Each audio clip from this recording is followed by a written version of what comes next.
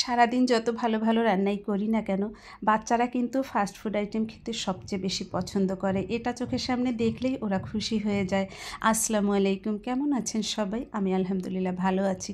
একটা পিৎজা করব আর করব বার্গার। পিৎজার ডোটা প্রথমেই আমি মাখিয়ে নিয়ে এটা রেস্টে রেখে দিলাম। এখন আমি বার্গারের জন্য একটা চিকেন সালামি তৈরি করে নেব, চিকেন পেটি যেটাকে বলে। আমি প্রথমে চিকেন দিয়ে দিয়েছি, একটু গাজর দিয়ে দিয়েছি, 2টা ফুলকপির ফুলও দিয়ে দিয়েছি, দিয়ে দিলাম কয়েক টুকরো রসুন, একটা টমেটোর থেকে হাফ টমেটো, একটু আদা কুচি আর একটা বড় পেঁয়াজ দিয়ে নিলাম। আর এখন লাগছে আমার ধনিয়া পাতা, কাঁচা মরিচ 3টা দিয়ে দিয়েছি, আসলে এটা যার যার পছন্দ মতো। দিয়ে দিলাম লবণ আর দেব একটু লেবু, একটা লেবুর থেকে এক সাইডের একটা অংশ নিয়েছি। দিয়ে দিলাম কিছুটা কালো আর সাদা মিলিয়ে গোলমরিচ গুঁড়ো, এটা এখন ব্লেন্ড করে নিয়ে এসেছি।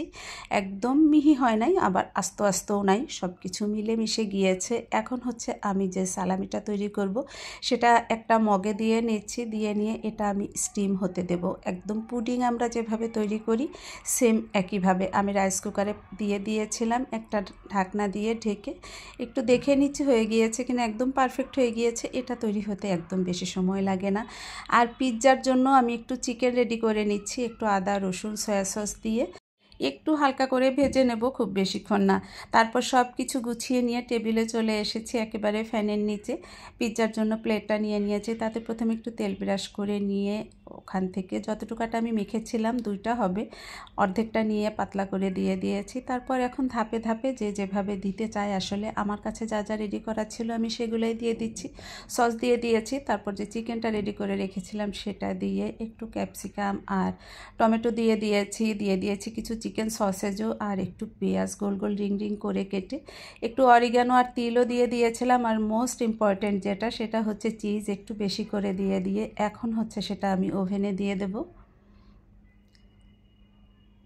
ওটা হতে থাকছে, আর এদিকে আমি যে চিকেন সালামিটা তৈরি করেছিলাম সেটা পিস পিস করে কেটে নিয়ে একটু তেলে ফ্রাই করে নেব। এটা আসলে না করলেও হয়, অলমোস্ট এটা রান্না হয়।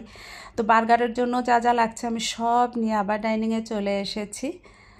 বার্গারগুলার পাউরুটিটা আমি মাঝখান থেকে কেটে নিয়ে তার মধ্যে এখন সস, মেয়োনেজ, টমেটো, শসা আর একটু বেশি করে চিজ দিয়ে দিয়েছি। তারপর চিকেনের পেটিগুলো দিয়ে দিলাম, হয়ে গেল আমার বার্গার রেডি। খুব সহজে করে ফেলা যায়, এত বেশি কঠিনও না। আসলে আমার আজকের এই রেডি করে রাখা জিনিসগুলো আমার এক বোনের বাচ্চার জন্মদিন, ওর জন্য আমি পাঠাবো, সেই উদ্দেশ্যেই আজকে করছি।